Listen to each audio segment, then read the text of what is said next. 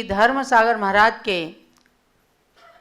संग में ही उस समय पूज्य ज्ञानमती माता जी थीं। संघ के समस्त साधुओं को, आरिकाओं को और ब्रह्मचारी ब्रह्मचारियों को अष्टसहस्त्री ग्रंथ पढ़ाते हुए उन्होंने अष्टसहस्त्री ग्रंथ का हिंदी अनुवाद सन 1969 में शुरू किया। 1.5 वर्ष की कठिन मेहनत के बाद 1971 की जनवरी आई और पौष शुक्ला द्वादशी की तिथि, उस दिन यह अनुवाद पूर्ण हुआ और इसके 2 दिन बाद ही पौष शुक्ला पूर्णिमा के दिन आचार्य श्री धर्मसागर महाराज की जन्म जयंती थी।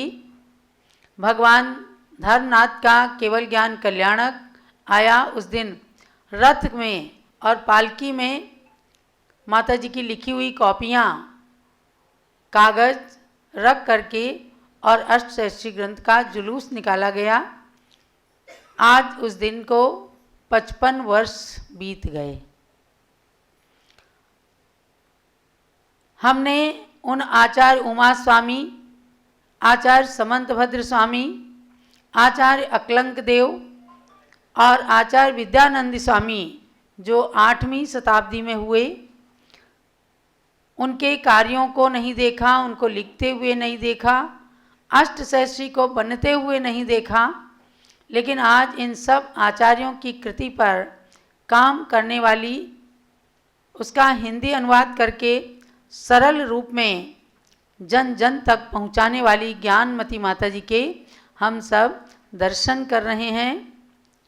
इसलिए भावना हुई कि पूज्य माता जी के छत्र छाया में हम अष्टसहस्त्री ग्रंथ के बारे में लोगों को बताएं। पिछले 5 दिनों से लगातार अष्टसहस्त्री ग्रंथ के रहस्य को, उसके सार को बताने का मैंने प्रयास किया कि जैसा ये न्याय का ग्रंथ है, इसमें आत्मा के साथ न्याय कैसे करना और जो एकांत सिद्धांत हैं उसको अनेकांत के द्वारा, स्याद्वाद के द्वारा हमारे आचार्यों ने कैसे सिद्ध किया है, इन बातों को ही अष्टसहस्त्री ग्रंथ में दिया है। कल हमने अष्टसहस्त्री के एक भाग को पूर्ण किया, उसका सार बताया कि समंतभद्र स्वामी ने कैसे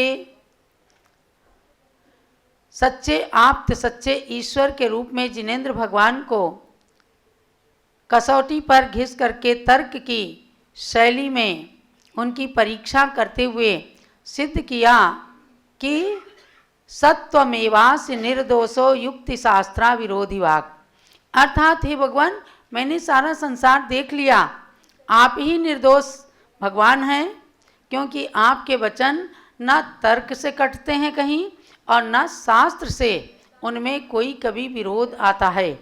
इसलिए अब हमने निर्णय यही कर लिया है कि संसार के सच्चे ईश्वर, सच्चे भगवान आप ही हैं, आप ही सर्वज्ञ, वीतराग और हितोपदेशी हैं। इसलिए मैंने आपको सर्वज्ञ माना है। इन चीज़ों के द्वारा उसको व्यक्त करते हुए आपको जितना बन सका मैंने सार बताया। हिंदी में हो जाने से सरलता रही और हमने तो सन 1971-72 में जब 11-12 साल की उम्र थी, उस समय इस अष्टसहस्त्री ग्रंथ को जब माता बताती थी तो हम केवल रटते थे, समरी बता देती थी, बना देती थी और हम उसको रटते थे और शास्त्री विद्यावाचस्पति की परीक्षाओं को पास कर लिया था। लेकिन आज जब अष्टसहस्त्री ग्रंथ को पढ़ते हैं तो लगता है कि वास्तव में कितना अधिक कठिन परिश्रम ज्ञानमती माता जी ने किया है। अभी सन 2020 में आचार्य प्रसन्न सागर महाराज जी हस्तिनापुर की धरती पर आए। हम लोगों के साथ वे 3 महीने तक लगभग रहे और उन्होंने सबसे अधिक अपनी इच्छा यही प्रकट की कि हमें माता जी का अष्टसहस्री ग्रंथ पढ़ना है। हमने कहा महाराज जी बहुत कठिन है।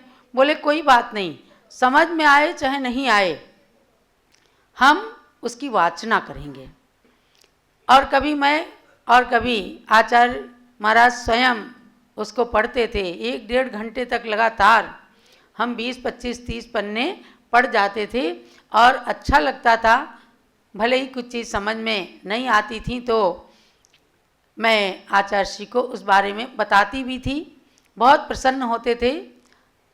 अब इस बार मन में आया कि सन 2025 का समापन भी हो रहा है और वह दिवस भी आ रहा है जब पूज्य माता ने इस ग्रंथ को पूर्ण करके समापन किया था हिंदी अनुवाद।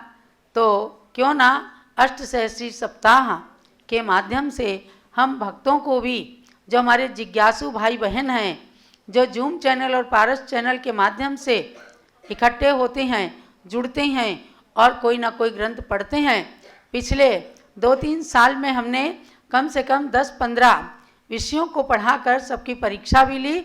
बहुत रुचि से पढ़ते हैं और अष्टसहस्री ग्रंथ के बारे में भी सबकी बहुत अच्छी अच्छी सूचनाएं हमें प्राप्त होती हैं कि माताजी न्याय का ग्रंथ पढ़ने का हमें सौभाग्य मिला। तो आपको सौभाग्य मिला है। जो विषय हमने बताए हैं उसको भी हृदयंगम करने की कोशिश की होगी आपने। और इन अष्टसहस्री के तीनों भागों को जम्बूद्वीप हसनापुर से मंगाकर यदि किसी संत को भेंट में दिया जाता है, ज्ञान दान का अपूर्व लाभ होगा। किसी पुस्तकालय के अंदर आप रख देंगे, पता नहीं कब कौन लेंगे और उसका लाभ उठाएंगे। तमाम विश्वविद्यालयों के अंदर पुस्तकालय में ये ग्रंथ प्राप्त होते हैं, क्योंकि जैनोलॉजी जब पढ़ाई जाती है तो उसमें न्याय के ग्रंथ अष्टसहस्री का अध्ययन सभी विश्वविद्यालयों में कराया जाता है। तो इस ग्रंथ को आप लोग भी पढ़िए। समझ में भी नहीं आए तो भी पढ़ने से ही कर्मों की निर्जरा होती है। तो अब मैं अष्टसहस्री ग्रंथ की पूजा की ओर आपको ले चलती हूँ। आपके पास PDF भी पहुँचा है क्यों, और उसको आप पढ़ेंगे। यहाँ अष्टसहस्री ग्रंथ के तीनों भाग यहाँ विराजमान हैं और उसके साथ में हस्तलिखित एक प्रति जो लगभग 500 साल पुरानी है, उसका भी एक पन्ना है। और आचार्य देव की मूल प्रति का भी और ज्ञानमती माता जी की हस्तलिखित लेखनी का भी पेज आप सबके समक्ष यहाँ विराजमान है। इनको बड़ी श्रद्धा से दर्शन करते हुए पूजन कीजिएगा। जलो अष्टसहस्री ग्रंथ राज की, आचार्य श्री उमा स्वामी महाराज की, आचार्य श्री समंतभद्र स्वामी महाराज की, आचार्य श्री अकलंक देव महाराज की, आचार्य श्री विद्यानंद स्वामी महाराज की, पूज्य गणनी ज्ञानमती माता जी की जय। स्थापना कीजिए। जिन शासन का एक न्याय ग्रंथ है, अष्टसहस्री कहें जिसे, 1 वर्ष पहले श्री विद्यानंदी सूरि ने रचा उसे। देवागम का स्तोत्र आप्त मीमांसा से जो ख्यात हुआ, उसकी टीका के ग्रंथ को अष्टसहस्र नाम है प्राप्त हुआ। अष्टसहस्री ग्रंथ का अर्चन है सुखकार, ज्ञान प्राप्त हो न्याय का अनेकांत का सार। आवानन स्थापना सन्निधिकरण प्रधान, इस विधि से ही आत्मा होवे पूज्य महान। ओम ह्रीं श्री अष्टसहस्री न्याय ग्रंथराज अत्र अवतारोत्तर 65 आह्वाननम्, अत्र तिष्ठ तिष्ठ ठठ स्थापनम्, अत्र मम सन्नितो भव भव षट् सन्निधिकरणं स्थापनम्। ली ज्ञानामृत का नीर निज मन तृप्त करूं, मिटे जन्म जरा की पीर श्रुत को श्रवण करूं। वर अष्टसहस्री ग्रंथ पूजो मन लाके, सर्वोच्च न्याय का ग्रंथ बंधु हर्षा के। ओम ह्रीं श्री अष्टसहस्री न्याय ग्रंथाय जन्म जन्मांतराश्रय जलम निरूपामिति स्वाहा। ली चंदन श्वेत कपूर मन में सुरभि कर, संसार ताप हो दूर, श्रुत को श्रवण करूं। वरयस्त सहस्त्री ग्रंथ पूजो मन लाके, सर्वोच्च न्याय का ग्रंथ बंधु हर्षा के। ओम ह्रीं श्री सहस्री न्याय ग्रंथाय संसारता विनाशनाय चंदनम निरूपामिति स्वाहा। लिय क्षति धवल अनूप, मन को सुखद करूं। अक्षय पद हो अनुकूल, श्रुत को श्रवण करूं। वरयष्ट सहस्त्री ग्रंथ पूजो मन लाके, सर्वोच्च न्याय का ग्रंथ बंधु हर्षा के। ओम ह्रीं श्री सहस्री न्याय ग्रंथाय अक्षयवत प्राप्ति क्षितम निरूपामिति स्वाहा। ले विविध वर्ण के फूल, निज मन चमन करूं। ओ काम व्यथा सब दूर, श्रुत को श्रवण करूं। वरयष्ट सहस्त्री ग्रंथ पूजो मन लाके, सर्वोच्च न्याय का ग्रंथ बंधु हर्षा के। ओम ह्रीं श्री सहस्री न्याय ग्रंथाय कामकृष्णाय पुष्पम निरूपामिति स्वाहा। स्वाहा। ले नाना विधि पकवान, श्रुत का यजन करूं। हो क्षुधा रोग की हानि, श्रुत को श्रवण करूं। वरयष्ट सहस्त्री ग्रंथ पूजो मन लाके, सर्वोच्च न्याय का ग्रंथ बंधु हर्षा के। ओम ह्रीं श्री सहस्री न्याय ग्रंथाय क्षुधारोग विनाशनाय नैवेद्यम निरूपामिति स्वाहा। ले दीप कनक में थाल, ज्ञान प्रकाश भरूं। ओ मोह तिमिर का नाश, श्रुत को श्रवण करूं। वरयष्ट सहस्त्री ग्रंथ पूजो मन लाके, सर्वोच्च न्याय का ग्रंथ बंधु हर्षा के। ओम ह्रीं श्री सहस्री न्याय ग्रंथाय मोहन का विनाशनाय दीपम निरूपामिति स्वाहा। ले अगर तगर की धूप, जग में सुरभि भरूं। हो अष्ट कर्म सब दूर, श्रुति को श्रवण करूं। वरयष्ट सहस्त्री ग्रंथ पूजो मन लाके, सर्वोच्च न्याय का ग्रंथ बंधु हर्षा के। ओम ह्रीं श्री सहस्री न्याय ग्रंथाय अष्टकम धनाय धूपम निरूपामिति स्वाहा। ले फल अंगूर अनार, श्रुति का यजन करूं। मिले मोक्ष महाफल सार, श्रुति को श्रवण करूं। वरयष्ट सहस्त्री ग्रंथ पूजो मन लाके, सर्वोच्च न्याय का ग्रंथ बंधु हर्षा के। ओम ह्रीं श्री सहस्री न्याय ग्रंथाय मोक्ष फल प्राप्ति फलम निरूपामिति स्वाहा। ले कोमल वस्त्र अनेक, श्रुति का यजन करूं।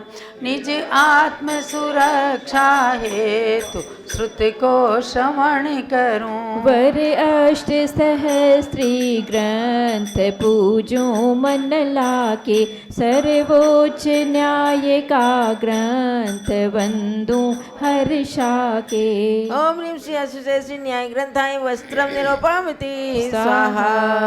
ले अष्ट द्रव्य का थाल, श्रुति का यजन करूं। चंदनामती नथ भाल, श्रुति को श्रवण करूं। वरयष्ट सहस्त्री ग्रंथ पूजो मन लाके, सर्वोच्च न्याय का ग्रंथ बंधु हर्षा के। ओम ह्रीं श्री सहस्री न्याय ग्रंथाय अनर्गुत प्राप्ति ऋग्यम निरूपामिति स्वाहा। ले जल का उत्तम पात्र, शांति धार करूं। मिले रत्न त्रय का सार, भव दधि पार करूं। वर अष्ट सहस्त्री ग्रंथ पूजूं मन लाके, सर्वोच्च न्याय का ग्रंथ वंदूं हर्षा के। शांति शांति धारा ले चंपक हर सिंगार, पुष्पांजलि कर लूं, गुण पुष्प से हो श्रृंगार, मन पावन कर लूं। वर अष्ट सहस्त्री ग्रंथ पूजूं मन लाके, सर्वोच्च न्याय का ग्रंथ वंदूं हर्षा के। दिव्य परिपुष्पांजलि क्षिपेत्। जय माला। अष्ट सहस्री ग्रंथ राज की पूजन करने आए, ज्ञान की ज्योति जलेगी, ज्ञान की ज्योति जलेगी। 8 सहस्र श्लोकों की संख्या वाली टीका है इस ग्रंथ में हो। आचार्य विद्यानंद की ज्ञान की गंगा है इस ग्रंथ में हो। कष्ट सहस्री कहते जिसको, उसी को अर्घ चढ़ाए, ज्ञान की ज्योति जलेगी, ज्ञान की ज्योति जलेगी। मोक्ष शास्त्र ग्रंथ में जो मंगलाचरण है उमा स्वामी का हो। मोक्ष मार्ग के नेता को वंदन किया है शिवपथगामी का हो। उसी मूल मंगलाचरण को हम भी मन में ध्याएं, ज्ञान की ज्योति जलेगी, ज्ञान की ज्योति जलेगी। श्री समंत भद्र मुनि का उस पर ही देवागम स्तोत्र है हो। 1 शतक 14 जिसमें संस्कृत के सुंदर श्लोक हैं हो। वही आप्तमीमांसा पुस्तक हम भी पढ़े पढ़ाए, ज्ञान की ज्योति जलेगी, ज्ञान की ज्योति जलेगी। उसी आप्तमीमांसा पर आचार्य श्री अकलंक देव ने हो। अष्टसती नाम का एक ग्रंथ लिख दिया है उन गुरुदेव ने हो। 8 शतक श्लोक सहित उस ग्रंथ को शीश नमाए। ज्ञान की ज्योति जलेगी, ज्ञान की ज्योति जलेगी। आचार्य विद्यानंदी ने भी आपते मीमांसा पर लिख दिया हो। 8 सहस्र श्लोकों में अष्ट सहस्री ग्रंथ रच दिया हो। उसी न्याय दर्शन के ग्रंथ पूजन यहाँ रचाए, ज्ञान की ज्योति जलेगी, ज्ञान की ज्योति जलेगी। कठिन कठिन इस टीका में अष्ट सती की पंक्ति भी गूंथी है हो। अनेकांत की पुष्टि में एकमात्र ग्रंथ यही पूंजी है हो। सप्तभंग सर्वज्ञ सिद्धि विषयों में रुचि बढ़ जाए, ज्ञान की ज्योति जलेगी, ज्ञान की ज्योति जलेगी। संस्कृत के क्लिष्टतम इस ग्रंथ को न कोई समझ पाते थे हो। विरले ही विद्वानों के द्वारा ऐसे शास्त्र पढ़े जाते थे हो।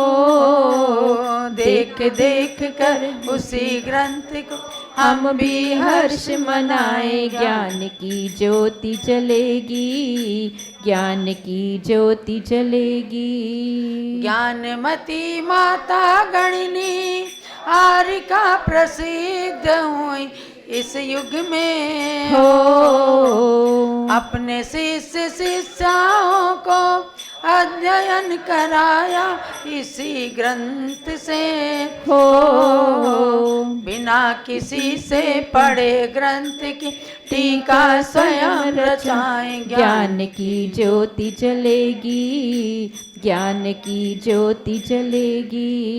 1971 सन पौष शुक्ला बारस की तिथि आ गई हो 1.5 वर्ष के श्रम द्वारा हिंदी टीका पूर्णता को पा गई हो राजस्थान के टोडराय सिंह नगर में वे क्षण आए ज्ञान की ज्योति जलेगी, ज्ञान की ज्योति जलेगी। ग्रंथ को नमन कर उसके रचनाकार गुरुओं को भी मैं नमो हो श्री समंत भद्र एवं भट्टा कलंक गुरुवर को प्रणमो हो इनकी कृति से अष्ट सहस्री मूल पाए ज्ञान की ज्योति जलेगी,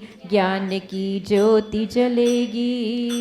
1000 वर्ष पहले के सूर्य विद्यानंदी को नमन हो साधवाद चिंतामणि हिंदी टीका कर्त्री माता को वंदन हो गणनी माता ज्ञानमती को शत शत शीश झुकाए। ज्ञान की ज्योति जलेगी, ज्ञान की ज्योति जलेगी। अपने अपने ग्रंथालय में अष्ट सहस्री ग्रंथ रखना है हो चंदिनामती अब उसका अध्ययन भी हम सबको करना है हो सभी मतों को जान जान कर अनेकांत को पाए। ज्ञान की ज्योति जलेगी,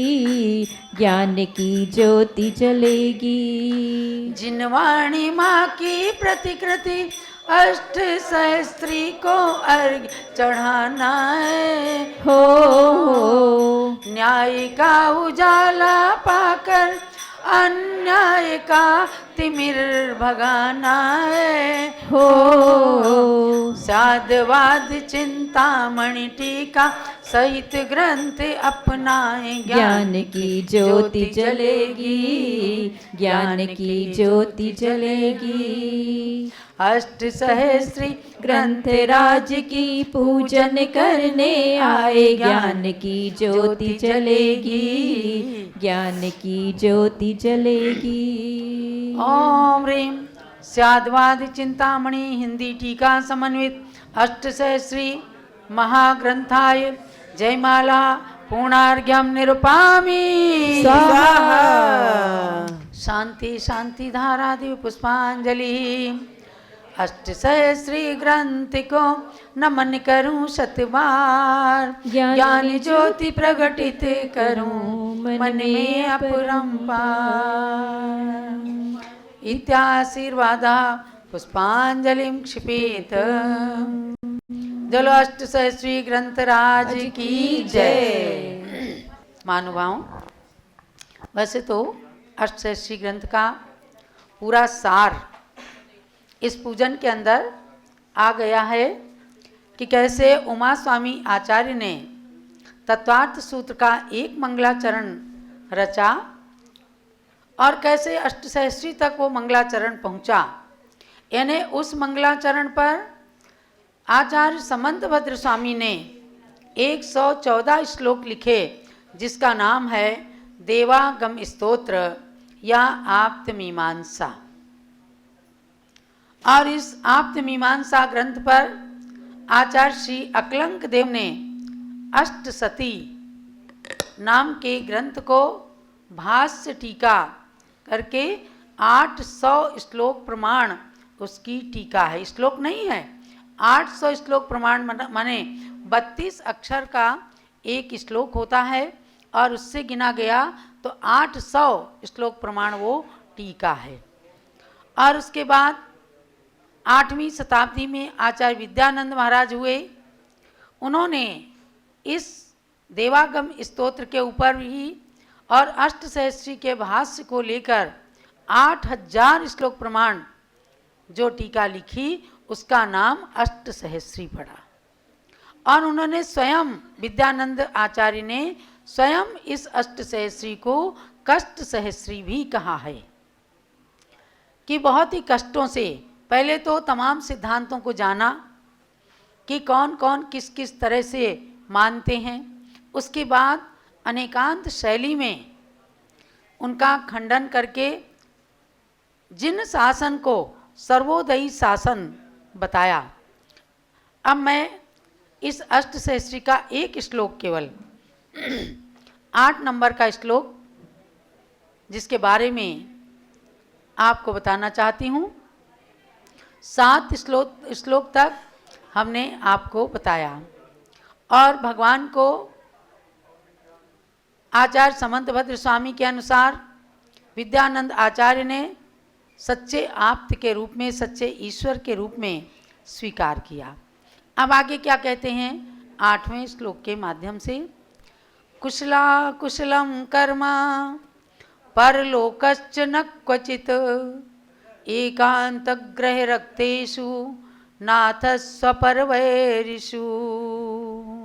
वे कहते हैं इस श्लोक के माध्यम से, नाथ स्वपरवैरी एकांत ग्रह पीड़ित जन के मत में शुभ अशुभ क्रिया परलोकादिक फल भी नहीं बनते हैं। पुण्य पाप फल बंद मोक्ष की नई व्यवस्था भी बनती, क्योंकि सर्वथा नित्य क्षणिक में अर्थ क्रिया ही नहीं घटती। ये हिंदी में श्लोक करके पूज्य ज्ञानमती माता जी ने पहले तो इस श्लोक को सरल बना दिया, उसके बाद उसका अर्थ, भावार्थ, विशेषार्थ, नयार्थ, मतार्थ और सारांश लिख करके तो उस ग्रंथ के हृदय को ही खोल करके रख दिया। अब इस श्लोक में क्या कहते हैं, है अष्टसहस्री कष्ट सहस्री, लेकिन बड़ा सरल अर्थ है।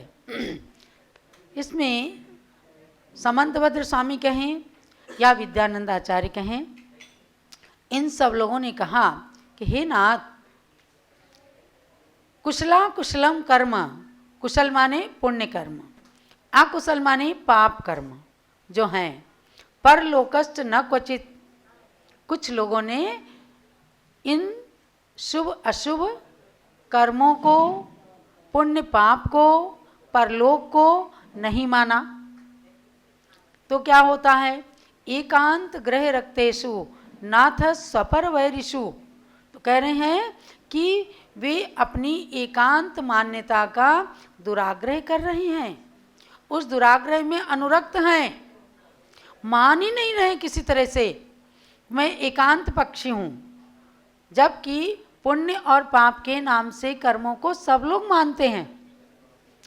लेकिन कुछ मत वालों ने या कुछ एकांती लोगों ने ऐसा कर लिया, पुण्य पाप कुछ नहीं है, जब तक जियो सुख से जियो, ऋण करके घी पियो, ये शरीर भस्म हो जाएगा, कुछ नहीं संसार में, भस्मीभूतस्य देहस्य पुनरागमनम कुता, देह भस्म हो गई, पुनः कहाँ, किसने देखा है कहाँ गया। तो ऐसे लोग क्या है परलोक को नहीं मानते, कि जो हम सामने जी रहे हैं बस केवल इसको देखो। तो पुण्य और पाप को भी उन्होंने मानना बंद कर दिया। ऐसे एकांत मत के दुराग्रही लोग जो हैं वे स्व पर बैरी हैं। देखो, अपनी आत्मा को भी ठग रहे हैं और पर की आत्मा को भी ऐसी बातें बता करके ठग लेते हैं, तो पत्थर की नाव के समान हो जाते हैं। तो इसमें जब टीका की विद्यानंद आचार्य ने, तो कहते हैं काय वांग मनः क्रिया कर्मः, कि काय वचन और मन की क्रिया को क्या कहते हैं, कर्म। मन से, वचन से और काय से, इन्हीं से तो कर्म किए जाते हैं। और तभी कर्म आते हैं और उसके बाद बंधते हैं। इनको कहते हैं कर्म। त्रिविधो योग आश्रवा, और 3 प्रकार का ही आश्रव होता है, कहा है ना, काय वांग मना कर्म योगा स आश्रवा। 6ठी अध्याय तत्वार्थ सूत्र के अंदर यही बात आई है। तो उसमें कहते हैं प्रेत्य भावा परलोका। प्रेत्य भाव का नाम है परलोक, अर्थात प्रेत्य माने मर करके। यहाँ भूत प्रेत वाले प्रेत नहीं है, यहाँ प्रेत्य माने मर करके, भावो जन्म लेना, एक गति से दूसरी गति को प्राप्त करना, ये परलोक है। इस लोक में तो हम देख ही रहे हैं कि जो जन्म जिस गति में जो जीव जी रहा है वह यह लोक है, इस लोक के वर्तमान का लोक है। और मर करके एक गति से दूसरी गति में जाना ये परलोक है। अथवा परलोक के हेतु धर्म और अधर्म भी परलोक शब्द से कहे जा सकते। कहते हैं ना, अच्छा काम करेगा देवगति में जाएगा, बुरा काम करेगा नरक गति या पशु गति में चला जाएगा। तो परलोक, धर्म और अधर्म भी परलोक शब्द से कहे जाते हैं, क्योंकि कारण में कार्य का उपचार कर दिया जाता है। यानी कोई रिक्शे पर बैठा है तो रिक्शा और रिक्शा वाला अलग है, लेकिन कहेंगे ओ रिक्शा इधर आ जा, कह देते हैं कि नहीं। यानी वो रिक्शे पर बैठा है और रिक्शा चालक है, इसलिए उसी को रिक्शा कह देते हैं। ऐसे ही जो परलोक में जाने वाला है उसी को प्रेत्य शब्द से कह दिया, परलोक शब्द से कह दिया है कि धर्म अधर्म करके जो व्यक्ति मर करके अगले जन्म में जाकर दूसरे पर्याय को धारण करता है, बस उसी का नाम परलोक है। इसको तो सब मानते हैं। और जो लोग ये कहते हैं कि भस्मीभूतस्य जीवस्य पुनरागमनम कुता, ये अपने को भी ठग रहे हैं और दूसरे को भी ठग रहे हैं। तो ऐसे लोगों को कहा कि एकांत के ग्रह से आप अनुरक्त हैं, वो ग्रह लग गया आपके पीछे, पिशाच लग गया है, तो आप अपने आत्मा के भी बैरी हैं और दूसरों के भी बैरी हैं। इसलिए उस बैर भाव को छोड़ दो और जिन मत के शासन में आ जाओ। ये स्याद्वादमयी शासन है और इसमें अनेकांत है कि भाई हमें मानना पड़ेगा, कोई कहीं से आया है और कहीं पर जाएगा। इसी को कुशला कुशल कर्म कहा है कि उसको और परलोक को आपको मानना है। तो बहुत सारे पेजों के अंदर इसकी टीका कर दी। नाम ले ले करके भी कहीं कहीं कहा है कि भैया इस एकांत को छोड़ दो, और जो नहीं छोड़ते उनकी जाने दो। जो जिनमत के अनुयायी हैं वो कम से कम अपने श्रद्धान को सही सही बनाए रखें। तो कह रहे हैं कि स्व और पर क्या होता है, पुण्य और पाप कर्म की क्रियाएं और उनका फल एवं कुशल और अकुशल सुख और दुख, ये स्व कहलाते हैं। जो अपने को मिलते हैं फल वो स्व हैं, और उनसे संबंध रखने वाले परलोक आदि भी स्व हैं, क्योंकि इनको स्वयं एकांतवादियों ने भी स्वीकार किया है। और अनेकांत को पर कहते हैं, क्योंकि उन एकांतवादियों को वह अनिष्ट है, और अनेकांत का वैरी पना तो उनके द्वारा अनेकांत का प्रतिषेध होने से उनमें घटित ही है, अर्थात वे अनेकांत का प्रतिषेध करते हैं। तो अनेकांत का प्रतिषेध करने वाले कहीं भी सुखी नहीं रह सकते, या समझो उनकी आत्मा का कल्याण नहीं हो सकता। जिनेंद्र भगवान जितेंद्रिय हुए, उन्होंने अपनी आत्मा का जब अवलोकन कर लिया, उसके बाद इन सारे मतों को मान करके और अपने को संसार में परिभ्रमण कराने वालों के प्रति करुणा करके ऐसी बातों को बताया है। आज हमारे इस स्वाध्याय में मालती शास्त्री जी दिल्ली से जुड़ी हुई हैं। उन्होंने भी अष्टशस्त्री ग्रंथ का अध्ययन ज्ञानमती माता जी से किया है। त्रिशला जैन लखनऊ से जुड़ी हैं, उन्होंने भी अष्टशस्त्री ग्रंथ का अध्ययन किया है। और आपको ध्यान भी होगा मालती जी कि हम लोग कैसे टिप्पण निकालते थे। दिल्ली की एक प्रति थी हस्तलिखित, ब्यावर के ग्रंथमाला से एक प्रति आई थी, उनमें से हम लोग टिप्पणी निकालते थे रविंद्र भैया के साथ में, और उनको सबको इसमें समावेश करके ये ग्रंथ छपा है। तो मुझे लगता है आज आप लोगों को भी ये प्रकरण सुन करके अच्छा लग रहा होगा। हम सब ने 114 पूरे श्लोक याद किए थे और अष्टसहस्त्री ग्रंथ के सारांशों को याद करके शास्त्री, विद्यावाचस्पति और धर्मालंकार आदि की परीक्षाएं दी थीं। आज उसकी पूर्णता का दिन है। टोडा राय सिंह में मैं समझती हूँ कि शायद उस समय मालती जी जरूर रही होंगी जब माता जी ने इस ग्रंथ को परिपूर्ण किया था और उसकी पालकी यात्रा, जुलूस निकाला गया था। आज उस बात को 54-55 साल बीत गए, तो ज्ञानमती माता जी की छत्र छाया में ही बैठ करके इस ग्रंथ को आप लोगों को सुनाने का मन कर गया। इसलिए हमने 5-6 दिनों से इस अष्टसहस्त्री ग्रंथ के ऊपर चर्चा, वार्ता किया है। ये ग्रंथ पुनः पुनः पढ़ें, और जो लोग पहली बार सुन रहे हैं वो भी पढ़ें जम्बूद्वीप से मंगा करके।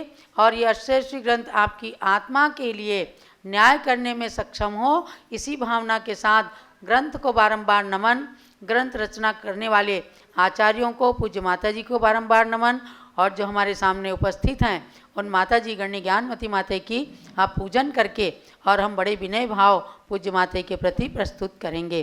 पहले आचार्यों के लिए अर्घ चढ़ाएं।